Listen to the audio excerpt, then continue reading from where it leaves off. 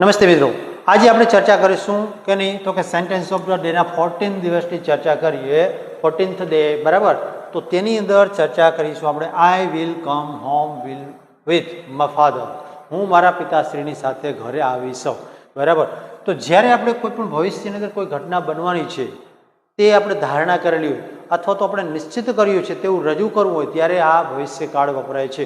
એનું બીજું એક્ઝામ્પલ લઈએ તો અહીંયા કીધું છે આઈ વિલ કમ, તો આપણે કહીએ કે my friend will meet me at Rajkot. મારો મિત્ર મને રાજકોટ મળશે. બીજું વાક્ય લઈએ, આપણે કહીએ કે they will not visit Ahmedabad. તે અમદાવાદની મુલાકાત કરશે નહીં, બરાબર. તો આ છે અલગ અલગ રજૂ કરવા માટેનો, એટલે કે ભવિષ્યકાળની અંદર કોઈ ક્રિયા રજૂ કરવી છે તેવું દર્શાવવા માટેના વાક્યો છે, બરાબર, કે જે આપણે સાદા ભવિષ્યકાળ તરીકે ઓળખીએ છીએ. તો આ તો આજુ આપણું વાક્ય.